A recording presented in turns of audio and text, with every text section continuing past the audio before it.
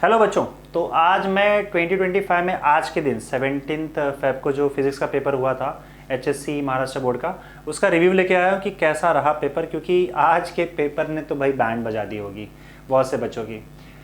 ऐसा नहीं था कि पेपर बहुत डिफ़िकल्ट था, पेपर सारा मतलब जो आपका टेक्स्ट बुक है उसी में से आया हुआ था, लेकिन इसको डिफ़िकल्ट बनाने का काम किया गया था इसीलिए क्योंकि इसके अंदर जो क्वेश्चंस थे वो हाईली अनएक्सपेक्टेड थे।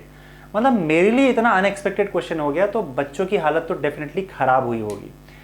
पेपर सिंपल ही था लेकिन अनएक्सपेक्टेड क्वेश्चंस होने की वजह से इसका डिफ़िकल्टी लेवल बढ़ गया। तो मैं इसलिए सोचा कि भाई इसका रिव्यू बना दूं, बच्चों को बता दो, क्योंकि मैंने देखा भाई यूट्यूब पे कई टीचर्स तो हे भगवान वो बोल रहे कि इससे आसान पेपर कुछ हो ही नहीं सकता, ऐसा वैसा। आप बच्चों के एग्जैक्ट प्रॉब्लम को नहीं समझ रहे हो। मैंने जो इंपॉर्टेंट क्वेश्चन दिए थे सब उसी में से आ गया था। वो एक दो क्वेश्चन बीच बीच में दिखा देंगे, देखो ये भी आया ये भी आया, और उसके बाद बोलेंगे बार बार इस चीज़ पे जोर डालेंगे, 10 बार बोल देंगे कि हाँ मेरे इंपॉर्टेंट क्वेश्चन में से ही सारा पेपर बन गया था। भाई ये बिल्कुल झूठ है। कैसे बन सकता है? आप 2-4 क्वेश्चन बीच में दिखा के बार बार जब 10 बार इस बात को बोल दोगे ना तो बच्चा उस चीज़ को यकीन कर लेता है, पर वो सही नहीं है। और वो यकीन आप इसलिए दिला रहे हो ताकि फिर अगली बार जो मतलब वो किसी और को बोले तो फिर आपकी चीज़ें बिक जाए। ये सही नहीं है। आपको बच्चों को सच्चाई बताना पड़ेगा। और बच्चा कभी सारा का सारा पेपर जाके चेक नहीं करेगा, उसको आगे का भी पेपर की तैयारी करनी है। तो मुझे मेरे हिसाब से यार ये चीज़ सही नहीं है। मैं आपको कंप्लीट एनालिसिस यहाँ पे दे रहा हूँ और क्या एग्जैक्टली हुआ है वो आपको बताऊँगा मैं। पेपर टफ था, चाहे कोई भी कितना भी कुछ बोल ले। पेपर क्वेश्चन अगर आपको आसान लग रहा है बुक में से कि हाँ बुक में था देखो बड़ा आसान क्वेश्चन था, उसको आप आसान पेपर को इसलिए नहीं बोलोगे क्योंकि सारे क्वेश्चन लगभग अनएक्सपेक्टेड थे कि ऐसे क्वेश्चंस तो नहीं आते हैं एग्जाम में। क्यों, मैं आपको एक एक करके सब बताऊंगा। कुछ बच्चे बोल रहे थे कि सर पेपर लीक हुआ है क्या? मुझे उसके बारे में कुछ आइडिया नहीं है और ऐसा कोई ऑफिशियल नोटिफिकेशन मैंने सुना नहीं है, तो उसके बारे में मैं कमेंट बिल्कुल नहीं करूँगा। दूसरी बात ये है कि कुछ बच्चे बोल रहे थे कि सर न्यूमेरिकल ज़्यादा आ गए थे, उन्होंने ध्यान नहीं रखा उस चीज़ का, पेपर पैटर्न का। न्यूमेरिकल ज़्यादा आ गए थे और जो क्वेश्चंस थियरी के थे वो कम थे। पर मैंने पूरा पेपर चेक किया, जैसे होता है कि सेक्शन बी में 7 क्वेश्चन थियरी के आते हैं, 5 न्यूमेरिकल के आते हैं। सेक्शन सी में भी ऐसा ही होता है। और डी में 2 क्वेश्चन 4-4 मार्क्स के थियरी होंगे, उसके बाद फिर 2-2 मार्क्स का थियरी प्लस न्यूमेरिकल, सब वैसा ही था। तो पेपर पैटर्न में कोई दिक्कत नहीं थी, जैसा होना चाहिए वैसा ही था। मैंने वेटेज चेक नहीं किया कि कौन से चैप्टर से कितने मार्क्स का पेपर आता है, वो वेटेज वहाँ पे फॉलो हुआ है कि नहीं हुआ है, मैं उसके बारे में श्योर नहीं हूँ, मैं चेक नहीं कर पाया। पर पेपर पैटर्न में कोई इशू नहीं था। ऐसा नहीं था कि न्यूमेरिकल ज़्यादा डाल दिया था और थियरी पार्ट कम था, ऐसा कुछ नहीं था। वो आपको ऐसा लगा इसलिए होगा क्योंकि उन्होंने आगे पीछे कर दिया था कि 2-3 थियरी डाल दिया, फिर न्यूमेरिकल डाल दिया, फिर उसके बाद आगे जाके 2-3 न्यूमेरिकल के बाद थियरी डाला, फिर न्यूमेरिकल चालू कर दिया। तो शायद ऊपर नीचे किया हो तो आपको ऐसा लगा हो, लेकिन वैसा था नहीं। मैं आपको एक एक करके दिखाऊंगा कि भाई क्या दिक्कत थी और मैं क्यों इसको डिफ़िकल्ट बोल रहा हूँ। और मैं बाकी टीचर से तो बिल्कुल सहमत नहीं हूँ। आप क्वेश्चन देके बोल दो कि हाँ इसका तो बड़ा सिंपल आंसर है, लेकिन भाई बच्चे जिस हिसाब से तैयारी करते हैं, बच्चे की मनस्थिति को अगर आप समझोगे तो उसके लिए बहुत डिफ़िकल्ट है पेपर। मैं क्लियर बोल दे रहा हूँ कि 5 साल जब 2019 में 2019 में जब सिलेबस चेंज हुआ था तब से 11 पेपर शायद हुए मेरे हिसाब से। सारे पेपर में सबसे डिफिकल्ट पेपर था ये, क्योंकि ऐसा पेपर कोई सोच ही नहीं सकता कि इस तरह से क्वेश्चंस आ जाएंगे। क्यों, मैं बता रहा हूँ एक एक करके। देखो, सेक्शन ए में न्यूमेरिकल्स थे, उसमें कोई इशू नहीं है। न्यूमेरिकल वैसे भी हो हमेशा अपने हिसाब से मन से बना के डालते हैं, लेकिन कुछ क्वेश्चन ईजी थे। मुझे 1-2 क्वेश्चन यहाँ पे डिफिकल्ट लगा, वो मैं आपको बता दे रहा हूँ क्यों। बाकी सब तो ठीक था। ये वाला क्वेश्चन जो है ना, अगर कहीं से किसी ने देख रखा है एमसीक्यू तो अलग बात है, लेकिन दिमाग लगा के सॉल्व करना थोड़ा बच्चों के लिए मेरे हिसाब से मुश्किल हो जाएगा। ये मतलब दिमाग लगाने वाली चीज़ है। आपको थियोरेटिकली मतलब थियरी बहुत कॉन्सेप्ट बहुत स्ट्रांग होना चाहिए। I think this is difficult. अगर आपने कहीं से यहाँ वहाँ से देखा ना हो तो शायद मुश्किल हो जाएगा इस क्वेश्चन को सॉल्व करना। दूसरा बाकी तो ठीक है, यहाँ पे ये भी सिंपल है, कोई प्रॉब्लम नहीं है, ये भी सही था। और बाकी मुझे ऐसा कुछ खास यहाँ पे डिफ़िकल्टी नहीं लगी। इस हिसाब से मैं यहाँ तक तो एकदम सही मानूंगा, सिंपल ही मानूंगा। यहाँ देखो, अब ये जो क्वेश्चन है आंसर द फॉलोइंग क्वेश्चन में सबसे पहला जो 1-1 मार्क्स का क्वेश्चन था, भाई तुमने यहाँ पे घपला किया हुआ है। क्या घपला किया हुआ है पहले क्वेश्चन में? At what temperature the surface tension of a liquid become 0। ये क्या लैंग्वेज है पेपर का भाई? इस लैंग्वेज का मतलब समझ रहे हो? एट व्हाट टेम्परेचर का मतलब किस टेम्परेचर पे लिक्विड का सरफेस टेंशन 0 होता है। वो तो अलग अलग टेम्परेचर पे हो सकता है। यहाँ पे सीधा सीधा क्वेश्चन को देख के ये लग रहा है कि आपसे वैल्यू पूछा गया है। कुछ बच्चों ने 0 डिग्री लिखा, कुछ बच्चों ने 100 डिग्री सेल्सियस लिखा, कोई 50 डिग्री सेल्सियस लिख के आया, किसी को लगा 75 डिग्री सेल्सियस है, जबकि क्वेश्चन वो था ही नहीं। क्वेश्चन ये था कि क्वेश्चन मतलब ऐसा पूछा जाना चाहिए था कि मतलब सरफेस टेंशन ऑफ लिक्विड जिस टेम्परेचर पे 0 होता है उस टेम्परेचर को क्या बोलते हैं। तो ये इस तरीके से पूछने की क्या जरूरत थी। उस टेम्परेचर को हम लोग क्रिटिकल टेम्परेचर बोलते हैं, तो आप सीधा क्रिटिकल टेम्परेचर का डेफिनेशन पूछ लेते हैं ना, what happens to surface tension at critical temperature, तो उसका सरफेस टेंशन 0 होता है और वैसे आप बोलते आ रहे हो। ये अपना दिमाग लगाने की क्या जरूरत थी, पूरा लैंग्वेज खराब कर दिया और इस क्वेश्चन का मीनिंग ही बदल गया। अब वो बोलेंगे हाँ critical temperature, at what temperature. ये जो इंग्लिश है भाई, इंग्लिश, इस इंग्लिश का मतलब ये है कि किस टेम्परेचर पे। इसका आंसर क्रिटिकल टेम्परेचर बच्चा कभी सोचेगा ही नहीं, क्योंकि क्रिटिकल टेम्परेचर उस टेम्परेचर का नाम है और इससे क्लियर लगेगा कि बच्चा वैल्यू, मतलब उनको लगेगा कि वैल्यू पूछ रहा है और हर लिक्विड के लिए वैल्यू अलग होगा। यही गया। ऐसा लगा कुछ क्वेश्चन देख के ना कि उन्होंने जबरदस्ती बैठ के क्वेश्चन डिफिकल्ट बनाने की कोशिश की है, जबकि वो क्वेश्चन बहुत सिंपल हो सकता था। सिंपल क्वेश्चन है, हाँ क्रिटिकल टेम्परेचर आंसर है, पर क्या किया, ये जबरदस्ती कंफ्यूज किया इस क्वेश्चन में। 50 तरीके से आप क्वेश्चन पूछ सकते थे सही तरीके से कि अभी जैसे मैंने बताया कि at critical temperature what happens to surface tension, it's value become 0, वो आप बोल सकते थे। या फिर एट अ पर्टिकुलर टेम्परेचर, अगर इसको सही से पूछते तो at a particular temperature liquid surface tension becomes 0, what that temperature is called. तब बच्चा आंसर लिखता ना कि अच्छा critical temperature, at what temperature, define self. अब ये सब क्वेश्चन बता देंगे वो, देखो ये आ गया, या फिर क्या बोलते हैं और भी कुछ रहेंगे question simple, what do you mean by thermodynamic system. अरे ये सब तो स्टैंडर्ड क्वेश्चन है, सबको पता ही है। या आपके इंपॉर्टेंट नोट से कहीं कभी किसी से भी आ रहा है तो उसका कोई सेंस नहीं बनता है। ये कौन बताएगा इस तरह का क्वेश्चन आएगा, कौन से टीचर की इंपॉर्टेंट लिस्ट से आप मुझे बता दो कि किसने बताया होगा कि इस टाइप का क्वेश्चन आएगा। और देखो, और इतना ही नहीं, अभी मैं बता रहा हूँ ना, इजी सब है, लेकिन किस तरीके से पूछा गया, पागल कर दिया बच्चों को। What is the work done by an external uniform magnetic field perpendicular to the velocity of a moving charge? बच्चा तो 2 मिनट समझने में ले लेगा और क्या पता उसको समझ में ही नहीं आएगा। तो ये मतलब थोड़ा सा मैं कंफ्यूज हो गया। बाद में ठीक है, क्लियर है, सिंपल है, बहुत क्वेश्चन बहुत सिंपल, आंसर 0 आ जाएगा, पर समझना बहुत मुश्किल है। ये सर, इसमें मुझे सिर्फ ये वाला और ये वाला क्वेश्चन बच्चों को ऐसा लगा कि बच्चे सॉल्व कर ले जाएंगे। सिंपल ही सब, आंसर सबका सिंपल है, पर आपको इतना खिचड़ी बना के पूछने की क्या जरूरत थी।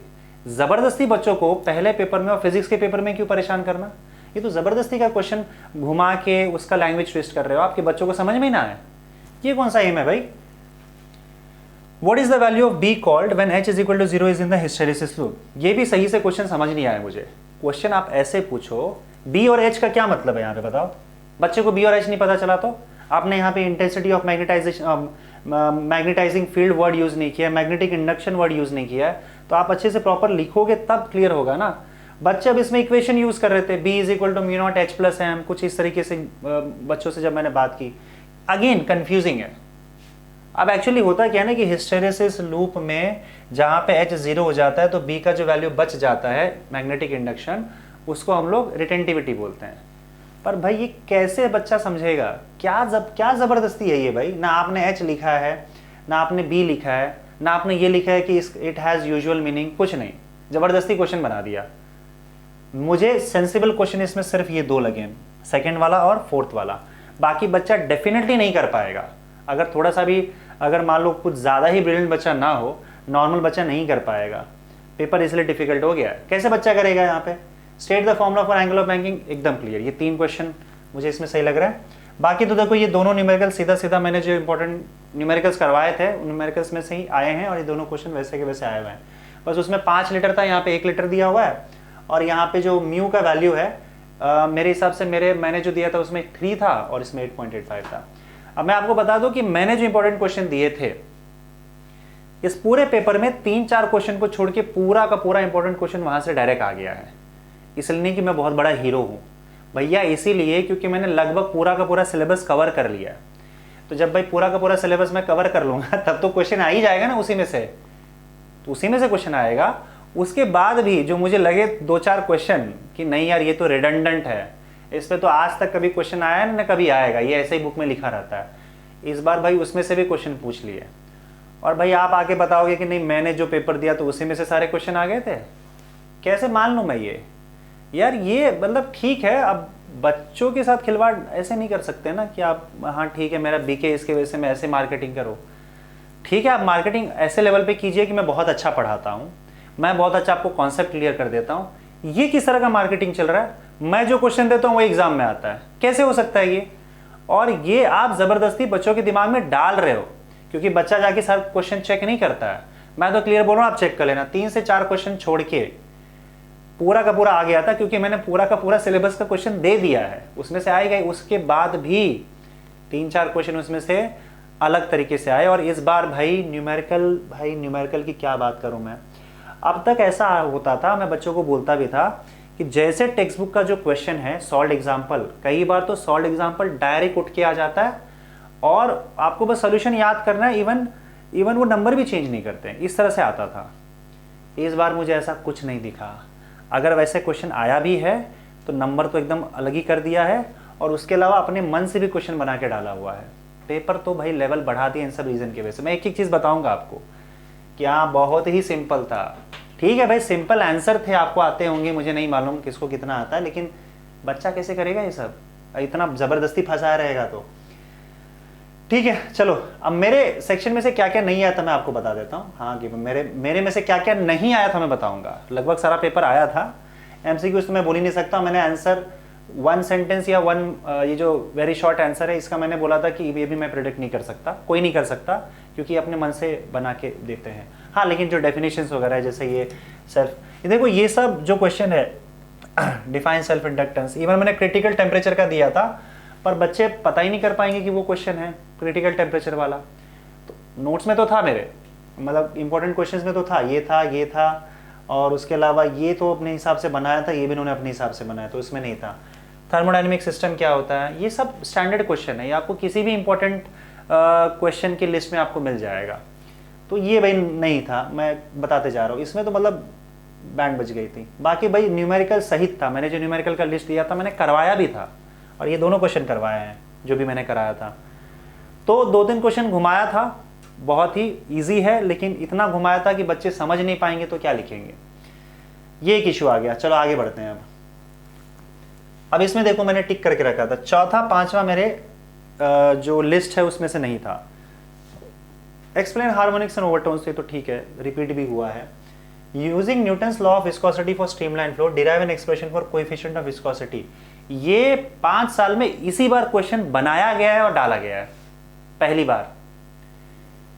तो कैसे पता चलेगा, मतलब इस टॉपिक से अब इतना बड़ा चैप्टर है पूरा फ्लूइड्स का, उसमें कितनी सारी चीज़ें हैं, इतने सारे डेरिवेशंस हैं, उसमें से अब वो न्यूटन के फॉर्मूले को 2 लाइन का वो डेरिवेशन है वो डाल देगा यहाँ पे, तो ये कैसे पता करेगा कोई, मुश्किल है। अब देख लो यार, ये डाला था क्या किसी ने, आप इंपॉर्टेंट क्वेश्चन में जाके चेक कर लेना।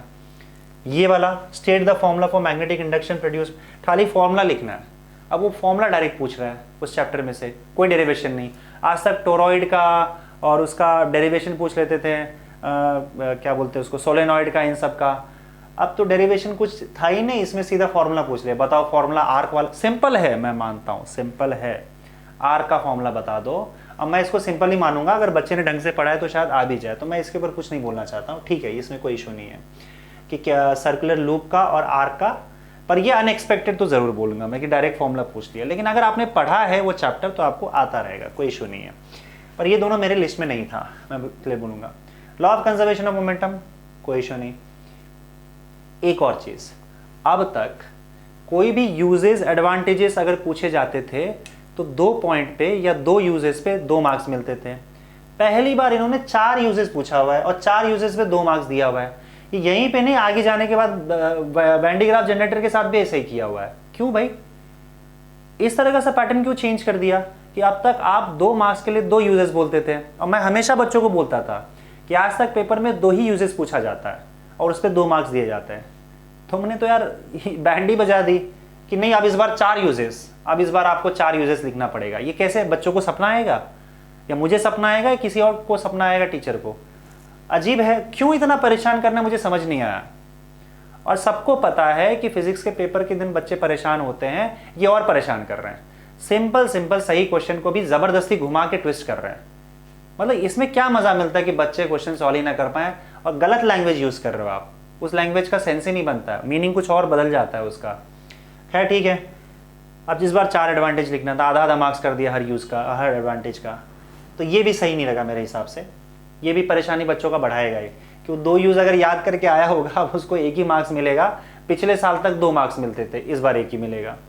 खैर ठीक है, कैलकुलेट, ये तो क्वेश्चन देखो ये करवाया था मैंने, इसमें कोई दिक्कत नहीं। ये भी सिंपल ही था, वो क्या बोलते हैं उसको, कोएफिशिएंट ऑफ कपलिंग का 2 क्वेश्चन मैंने करवाया था इसी तरीके से, खाली नंबर बदला गया है। और आगे अगर हम देखेंगे, अब यहाँ पे देखो ये क्वेश्चन भी सिंपल ही है, लेकिन हमने जो क्वेश्चन किया था उसमें ओमेगा, फ्रीक्वेंसी ये सब देके रखा होता था और उसके बाद फिर फेज डिफरेंस पूछा था। यहाँ पे वो झंझट नहीं है, उन्होंने क्या किया है ना, डायरेक्टली सारा एक्सएल, एक्ससी और आर दे के रखा हुआ है। आपको बस क्या करना है, under root XL minus XC का स्क्वायर प्लस आर स्क्वायर निकालना है, और नहीं sorry, tan inverse of XL minus XC upon R, XL, XC और आर सब दे रखा है। तो बहुत सिंपल था ये, लेकिन ठीक है, शायद हो सकता है बच्चों के दिमाग में ना आया, लेकिन मैं इसको डिफिकल्ट पार्ट नहीं मानूंगा। स्टेट द एडवांटेजेस, ये भी ठीक है, कोई प्रॉब्लम नहीं। Dot need and diagram for full wave rectifier, इसमें भी कोई इशू नहीं है। और ये 2 क्वेश्चन जो है, ये भी मेरे हिसाब से, अगर आप देखो ये भी क्वेश्चन मेरे नोट्स में ही था, मतलब मैंने जो लिस्ट दिया था, और ये भी था, थोड़ा सा उसके अंदर नंबर बदला हुआ है, लेकिन वैसे ये पहला ही क्वेश्चन है ऑसिलेशन का जो मैंने करवाया था महा रिविजन में, तो ये तो सब तो है। प्रॉब्लम यहाँ पे देखो क्या है कि अगर बच्चा न्यूमेरिकल में फंस रहा है, उसे नहीं आ रहा है, तो फिर ये फंसेगा। फिर जो ये बीच बीच में ये प्रॉब्लम आ गया, और उसके अलावा फिर ये जो नया क्वेश्चन डाल दिया विस्कोसिटी का, तो उस बच्चे के पास अब ऑप्शन ही नहीं बचेगा, तो वो घबरा जाता है थोड़ा सा कि यार मतलब नहीं कर पाया ढंग से क्वेश्चन सॉल्व। मैं फिर कह रहा हूँ कि अगर मान लो किसी बच्चे ने सारा सिलेबस न्यूमेरिकल के साथ कवर किया है, तो उसके लिए पेपर बहुत मक्खन और ईजी गया होगा, क्योंकि मान लो ये नया क्वेश्चन डाल दिया है, ये वाला प्रॉब्लम आ गया, ये वाला हो सकता है कि इसको चारों के चारों याद ना आए, तो वो क्या कर सकते हैं उसके बाद 1 2, मतलब इसमें टोटल 5 न्यूमेरिकल्स हैं, और 5 के 5 न्यूमेरिकल्स जो है उसमें से कोई 2 न्यूमेरिकल वो कर ले, तो वो 2 क्वेश्चन के जो भरपाई है वो कर ले जाएगा। लेकिन अगर किसी को न्यूमेरिकल में दिक्कत है, वो पूरे थियरी पे डिपेंड होकर गया है, और न्यूमेरिकल का ऐसा उसको लग रहा है कि नहीं मैं कुछ क्वेश्चंस न्यूमेरिकल का छोड़ के अपना काम कर लूँगा, तो फंस जाएगा, फिर वो उसको इशू आ जाएगा। आगे बढ़ते हैं, और भी है चीज़ें देखो। तो भाई देखो इसमें से दो क्वेश्चन खाली था जो मेरे नोट से नहीं आया था, बाकी सब के सब मैंने जो लिस्ट दिया था उसमें है। और वो इसलिए नहीं कि मैं बहुत दिमाग वाला हूँ, मैं बहुत बड़ा हीरो हूँ, मेरे सारे क्वेश्चंस आ जाते हैं। अरे भाई सारे सिलेबस का क्वेश्चन लगभग पूरा कवर करके जब दिया है तो आएगा ही। इसका मतलब उन क्वेश्चंस को अगर आपने किया है मतलब पूरा सिलेबस कवर किया है। अब फिर भी देखो कहाँ गड़बड़ हुआ, मैं आपको बता रहा हूँ। ये 2 क्वेश्चन का तो मैंने आपको बता दिया कि एकदम नया ही था, ये कैसे कोई प्रेडिक्ट कर लेगा। और कौन कह रहा है कि भाई मेरे लिस्ट में से आ गया, आप मुझे दिखा दो लिस्ट तब मैं मानूँ ना। जैसे बच्चों को ज़बरदस्ती बोलोगे कि नहीं सब मैं ही, ऐसे बोलते जैसे मतलब वो सर ने ही पेपर सेट किया, वो आके बता रहा है क्या देखो। मैं मतलब किसी के खिलाफ नहीं बोल रहा हूँ, लेकिन थोड़ा सा आप संभल के बोलिए बच्चों को, नहीं तो बच्चे ना फंस जाते इस मामले में। ये थोड़ा सा ध्यान देकर बोलिए कि नहीं ऐसे बिल्कुल बोलना सही नहीं होगा मेरे हिसाब से कि अरे यार आप तो मतलब मैंने इतना क्वेश्चन दिया था A to Z एग्जैक्टली वैसे आ गया। इससे ना बच्चे किस तरीके से इंस्पायर होंगे कि चलो यार कुछ पढ़ना नहीं है, एक काम करते हैं लास्ट में जो 10 क्वेश्चन देगा ना उसी को पढ़ लेते हैं, और फिर फंस जाएंगे यहाँ पे। आप पढ़ाओ ना, पढ़ाने के लिए मोटिवेशन दो उनको, या पढ़ने के लिए मोटिवेशन दो। आप उनको प्लान बना के दो कि किस तरीके से पढ़ाई करना है, कॉन्सेप्ट क्लियर करना है, ताकि क्वेश्चन आए तो आप डील कर ले जाओ। ये थोड़ा सा मुझे अच्छा नहीं लगा। और अब ठीक है, अब मैं तो बोलूँगा भाई, अब दिक्कत होगी अगर बच्चों को, तो फिर मेरे तरफ से मुझे बोलना पड़ेगा। ये नहीं होना चाहिए कि यार मैं ज़बरदस्ती इतने सारे क्वेश्चन दे रहा हूँ, अरे सर तो इंपॉर्टेंस दे ही नहीं पाते। उसके पीछे रीज़न है, और यही रीज़न है, और यही गलती हर साल बच्चे करते हैं। मैं मना करता हूँ, मेरी सुन नहीं पाते हैं, मेरी सुनते नहीं है, और उसके बाद फंस जाते हैं। यही मैं बोल रहा हूँ कि यार उसके बाद भी देखो कितना इशू हुआ है। अच्छा देखो आगे, obtain N expression for period of bar magnet vibrating in uniform magnetic field performing SHM. इसमें दिक्कत था कि शायद ये अनएक्सपेक्टेड था, लेकिन मुझे ऐसा लगा दिमाग में कि शायद हो सकता है कि ये अनएक्सपेक्टेड वो डाल दे, तो मैंने वो इंक्लूड कर दिया था लास्ट मोमेंट पे अपने लिस्ट में। हालांकि मुझे लगा कि इस चैप्टर से सिंपल पेंडुलम का टाइम पीरियड पूछ सकता है, और बहुत सारे डेरिवेशन है ऑसिलेशन में, लेकिन ये वाला पूछ दिया। क्या ठीक है, पर है तो है, क्या कर सकते हैं, पर इसमें मैं कुछ गलत नहीं बोलूँगा उतना। ठीक है, थर्मोडायनेमिक्स से आपको ये 3 बहुत ही सिंपल क्वेश्चन आए थे, आप कर सकते हो। ब्रूस्टर्स लॉ, ये कुछ बच्चे तो बोले थे सर ये कौन सा लॉ, हमने पढ़ा ही नहीं है। इंपॉर्टेंस पढ़ोगे तो कैसे पता चलेगा। सिर्फ ब्रूस्टर्स लॉ है भाई, फिर भी अनएक्सपेक्टेड है, क्योंकि इस चैप्टर से बहुत सारी चीज़ें जो आती थी और उसमें से ब्रूस्टर्स लॉ आएगा, ये किसी ने सोचा नहीं था, शायद मैंने भी नहीं सोचा था। Derive an expression for law of radioactive decay, ये तो स्टैंडर्ड क्वेश्चन है, इसमें कोई दिक्कत नहीं है। तो ये सारे क्वेश्चंस मेरे लिस्ट में थे, अभी तक ऐसा कुछ नहीं आया जो लिस्ट में नहीं था। किरचॉफ्स लॉ, ये भी था। ये वाला भाई देखो, ये तो मतलब क्यों, मतलब उस चैप्टर में सुपरपोजिशन ऑफ वेव में आपको यही मिला, practical determination of and correction for a pipe open at both and closed at both and. ये तो मैं मान के चला था कि कभी बोर्ड्स वाले डालेंगे ही नहीं, और ये इसके लिए 3 मार्क्स के लिए आपने इसको डाल दिया। 2 लाइन लिखो आंसर आ जाएगा, मानता हूं इजी है, 2 लाइन लिखो आंसर आ जाएगा, लेकिन कोई सोचेगा कैसे, इतने सारे डेरिवेशन है उसमें। ओपन पाइप का वाइब्रेशन है, क्लोज पाइप का वाइब्रेशन है, स्ट्रिंग के वाइब्रेशंस है, लॉज ऑफ वाइब्रेटिंग स्ट्रिंग है, स्टेशनरी वेव है, बीट्स है, मतलब ये सारे स्टैंडर्ड क्वेश्चन जो आज तक यही पूछे जाते थे। और इसमें छोटा सा ऐसा क्वेश्चन ये पूछ दिया साइड में जो हम पढ़ रहे थे, जिसको कई बार लोग इग्नोर भी कर देते हैं कि यार ये क्या पढ़ना, वो 3 मार्क्स से पूछ लिया। बच्चे तो परेशान होंगे ना।